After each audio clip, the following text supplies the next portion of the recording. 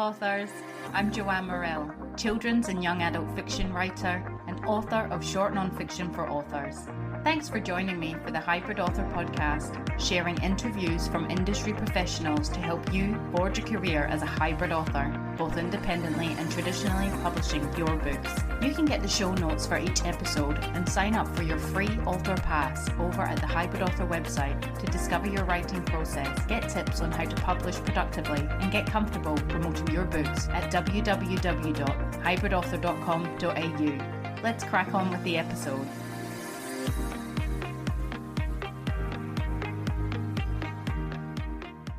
Hello, authors!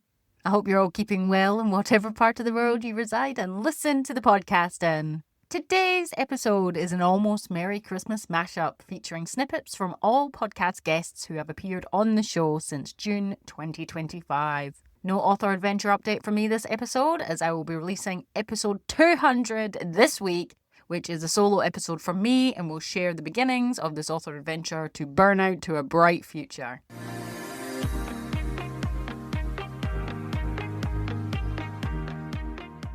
A 109-year-old man on his deathbed tells a amazing story to his son about a time in his youth when he went into the Amazon because of the Queen of England to find gold. This was in 1806 during the Napoleonic War. I know they tried to cover it up, but they were bankrupt back then. So they were in dire straits for money. And there's also a lot of rumors going around that the king wasn't really running the show. Queen was with Carolyn. And of course, wife doesn't step in when their husband is down. They step in, but of course they had to do it incognito. So no one knew about it. It was all done on the down low, and it didn't turn out to be a disaster, but they lost a lot of lives in the way. But then he asked his son to go back and deliver a letter to one of the Amazons called Ivy that he met and fell in love with. And then he found out he had a sister. So it just starts from there. A friend whose Indian background, mother died, and her father, and I think it was late 60s, early 70s, started dating again. And it was a real shock for the family. And then I wondered whether that would happen. Like when my mother died, I wondered, would my father ever do that?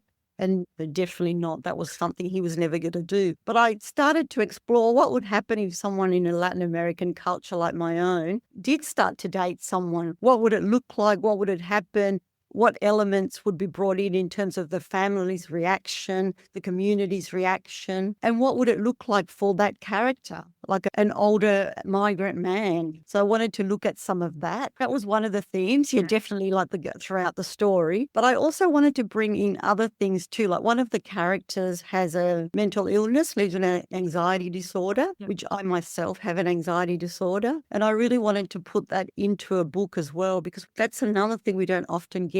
Real authentic stories about people living with mental illness and how people function in society. That's very important for me as a writerly device to surround and overwhelm the reader with minute detail of the landscape. And that creates mood and texture to the writing. I think language plays a big part in that for me. I always say that I like to use language to seduce a reader, to draw them into my world and trap them. So that creates its own kind of atmosphere. When you read the book, you'll see a lot of elemental stuff. Aside from the landscape, the color and the light, I describe the texture of heat and sand. All of that adds to the story, particularly when you're writing the Gothic. The atmosphere has to permeate every aspect of your page. The way a writer uses words has a lot to do with that. This is where Virginia Woolf comes in. It's in the way you place two words next to each other to create a certain kind of music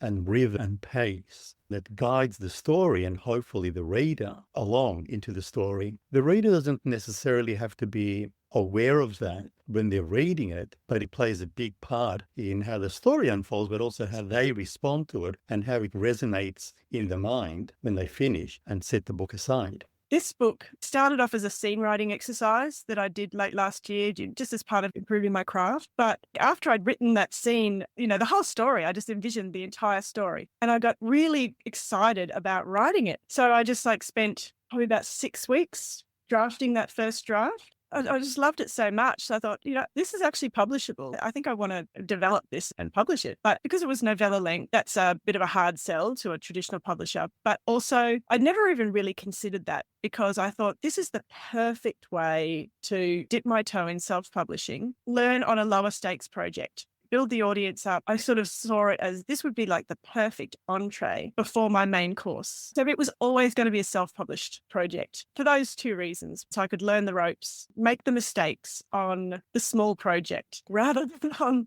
the big one. In terms of junior fiction, the major things that I've taken away were take your time to brainstorm. Don't just jump into the story. It's very tempting when you've got an idea. I mean, that might work for some people, but for me, just have a few weeks to brainstorm and let it mull around in your head. And it just made so much difference to do that process that Jen taught us about creative and just letting yourself play, really. I think as writers, we can take things too seriously. We can think we need to get this work done. And sometimes we just need to sit down and just play, even just draw our characters, even if you're not an illustrator, just draw them and have fun with them and work out who they are. I think that was really important, and it's a really nice part of that process. And make sure that you have, for junior fiction, a light idea for a plot, something that's fun, something that's not too dark, and make your characters relatable to the age group. If you read the book and you discover the meaning of Uru is not a real word, I made it up, and I'm hoping to make it a real word that ends up in a dictionary perhaps. If you do come to understand the meaning of Uru from reading my book, it means that you will have come to understand that even in the darkest moments, there is a light within you that you can draw on to cope. And you don't need to keep living your life importing happiness and joy from out there. We live our lives, I will be happy when I have more money, or I will be happy when I have good health, or when I get married. When you've discovered Uru and you've gone within, you can experience the full spectrum of what it means to be human right now. And the teaching of the Vedas is that you are already fulfilled. There is nothing in the world that you could gain to make you more whole than you already are. And equally,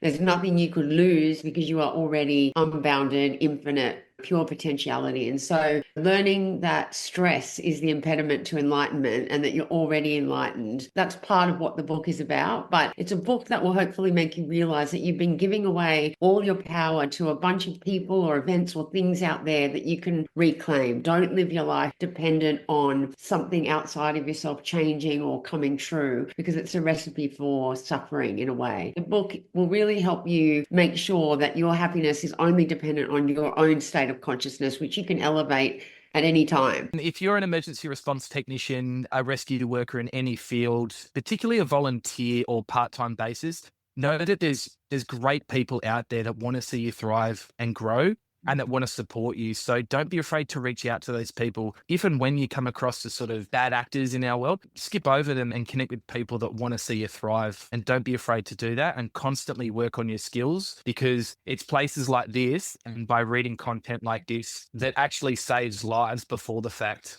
And that's a never-ending journey.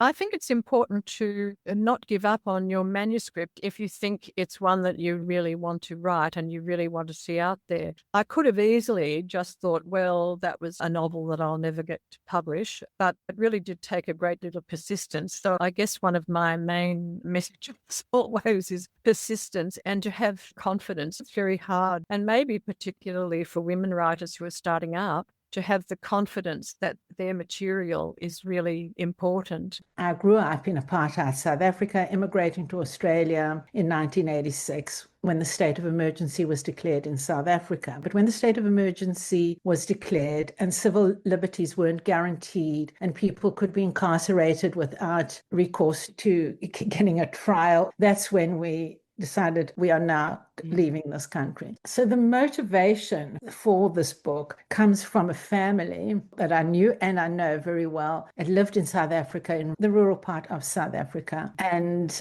they established on their farm a school for the Black kids. Huge undertaking, endeavor, and very brave. Because, one of the reasons that they established the school was that the education for people of color was inferior. They wanted to give the opportunity to these kids, and that's what I have in my novel too. In rural South Africa, there was the people that surrounded them. They were great supporters of the nationalist government, the government that was in power. So if you established a school or acted in the most decent way towards people of color, you were ostracized by the people around you. In my book, you have these people who are forming the school on their farm against this background of astonishment for the people around them. The main protagonist is someone called Ada in the book. She's a girl of 12 years old, and she lives a privileged life in South Africa. On this farm, she loves this farm. She doesn't look beyond the confines of her world until she comes into contact with a girl of mixed descent who brings with her another complete world, which opens up the world for Ada. I've brought my story into that because even though it's completely fiction, it's not, because it's historical. It paints the divide between white people in South Africa and a young person growing up and a person of color whose every day there would be harassment. Every day was a struggle. I didn't want to write a book about someone who wants to lose weight. I wanted to write a book about something a little bit more subtle and a little bit more complex. Someone who isn't really big, but it has a disconnect in their mind and is drawn into a very dangerous world of perception versus reality. That's compounded, obviously, by the digital life that we live today, where nothing is as it seems, losing her sense of self, disconnecting from friends and family, ironically, the people who could help her most, and then finally clawing her way back with a sense of hope and resilience to start another more compelling journey. I made it a point of not actually describing Harley too much in terms of what she looked like, because I want readers to bring their own biases and presuppositions to the page. And having had a lot of eyes on the manuscript in earlier iterations, I could say, readers, I mean, the beautiful thing is some of them are assuming from page one, no, she's probably not even overweight at all. She probably just has issues. Others are assuming she's quite big, and that's why she's gone on this journey. And maybe later in the book go, oh, now I'm actually questioning that. They bring their own experiences and their own presuppositions to the page. I don't want to tell them what to think or what she looks like, because then it's just a bit didactic and formulaic, commercially satisfying. But in my view, it doesn't go to the heart of the issues, which are gray and complex and odd shaped with rough edges. That's what I want to get my teeth into. When I went to the writer's studio the first night, I walked up the stairs, and at the top of the stairs there was a handwritten poster that said, "Writing is what writers do." And I'll never ever forget that, other than also that downstairs was an organic food store and it was a bitterly cold night. And I remember the organic hot chocolate. So the writers group opportunity gave me the discipline of at least 5 stories per year. And that really helped me to develop a writing habit. I would say the writing discipline came a little bit later, after I connected with Bernadette. Over the last 7, 8 years, I probably write about 6 to 8 hours a day, and either writing, researching, or reading. And I know it doesn't happen unless you sit down and commit. But I guess there is a balance between you wanting to educate children and entertaining them at the same time. How did you balance that with Float? Well, Float was a long process. So that was, it would be about 9 years ago from when I sparked that idea. That one, I basically did a brain dump to start with. It was 4,000 words, got out all the fact, got out all the information I wanted. And then I was like, okay, I need to find the theme and I need to find the story. So that was the main thing with that one. And then looking at weaving the facts in. It's a balance, a bit of a hybrid, you would say. Yes, we love that over here. So yeah, it was a lot of thinking about what can be included and what should go in the back matter. And there wasn't much wiggle room, I wanted it to be as truthful as possible. It was peak COVID time. The news was a really scary place for not just children, but anybody, because of all the uncertainty and so much bad news. There was still a lot of good in the world and a lot of love around. And sometimes we just needed to be reminded of that. We can't control what goes on outside, but remembering that there's love inside us and love in our homes and within our families and our friends, or anywhere that you find love, we needed to remember that it was always there. It's just something you kind of forget about, and even me thinking about your situation and what you've gone through, how scary it must have been even with the children. It was actually the time that the side effects of chemo kicked in, and it was the day that I shaved my head because I was losing my hair. It was so patchy. My daughter was with me at the time. And I remember the fear in her eyes. It's actually a part that is embedded in my brain now that I kind of raise that memory, everything that I've built today based on that. And I remember tucking my daughter into bed and telling her that day that it didn't matter what mummy looked like. My love for you wasn't going to change. There's always going to be love from mummy. I like the challenge of thinking what a kid's going to like. And of course, you never exactly know, but you kind of have to have your idealized reader or readers in mind. But it's a challenge every single time. Yeah. It gets easier or clearer. I don't think there's any magic formula. Maybe some other people have one. But to me, it's just about trying to challenge myself as a writer and to try and engage the audience. That's kind of it. Aspired to do was something that I always thought, oh, it's really neat how people can write books, like good for them. So yeah, it was just something. I had a conversation with my mother about my sister, that how I sometimes didn't feel good enough around her. I felt that I put too much pressure on myself to be someone for her. So after we had that conversation, I was going to bed one night and I just got this sentence in my head, and it was basically something along the lines of, what if something happened to me that allowed me to see my sister's life, if I could see her life through her eyes? So I said, that will be tricky to write as a memoir because I have to have some sort of creativity, imagination. So that's where the fiction element came into play, because I tried writing memoir. It felt very flat. I had a really hard time connecting different events that actually had happened and keeping the flow of the plot going. So I did choose to write fiction. And once I decided that, I hit the ground running. There's so many concerns that we can have for AI on a society level, and we shouldn't ignore those, I think. I mean, we saw what happened with social media. Everybody thought it'd be awesome. And it turns out it hurts a lot of people if you don't use it right. And most technologies are like that. And so these fears about AI, I think we should pay attention to those fears and not use it in a way that could hurt people or make them less creative or make them do the parts that we need to do, the hard work that makes us better people. But at the same time, there's some things that we can't do that AI could do for us that would be really useful. And I think this is one thing that we found that could be really helpful for people. The other thing that StorySnap does is it does a virtual beta reader experience where there's a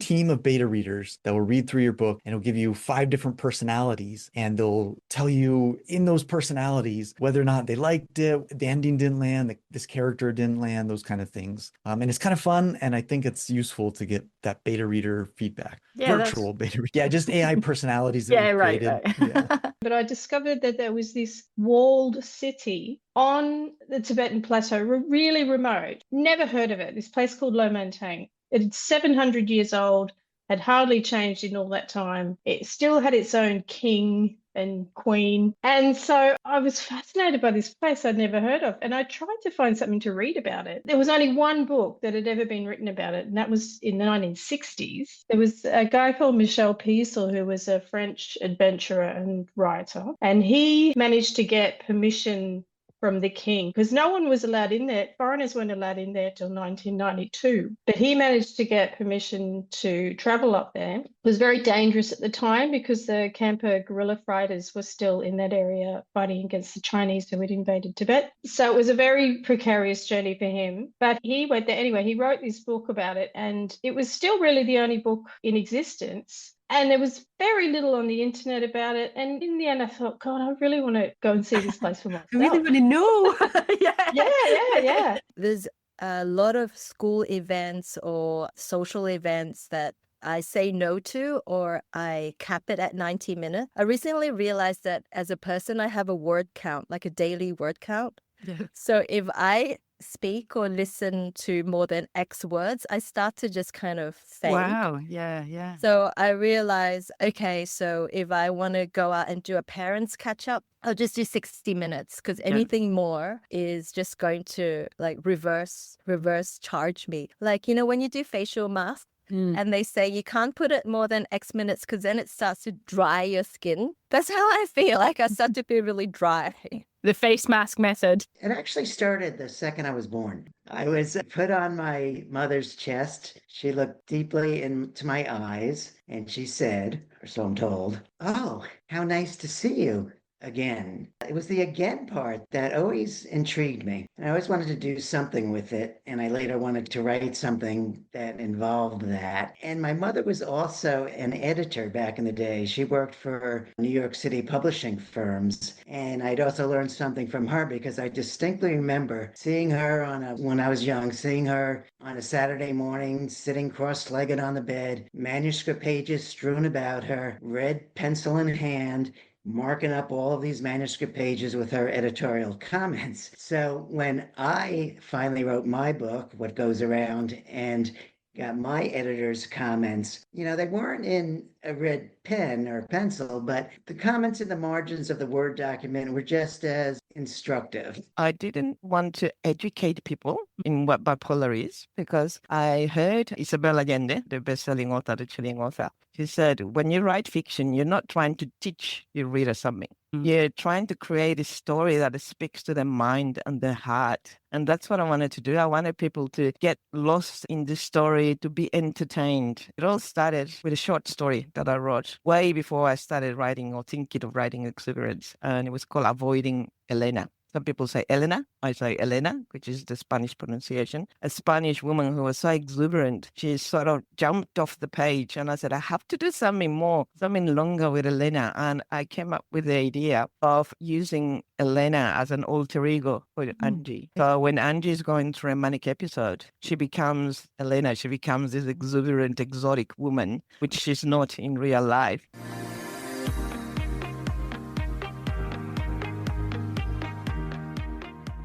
So there you have it, folks. The truly remarkable, wise and inspiring words of all guests who have been on the show since June. Next time on the Hybrid Author Podcast, we have a solo episode from me hitting 200 episodes. Blows my mind. It's a raw one full of reminiscing and reaching for the stars. I wish you well in your author venture. That's it from me. Bye for now. That's the end for now, authors. I hope you're further forward in your author adventure after listening, and I hope you'll listen next time. Remember to head on over to the Hybrid Author website at www.hybridauthor.com.au to get your free author pass. It's bye for now.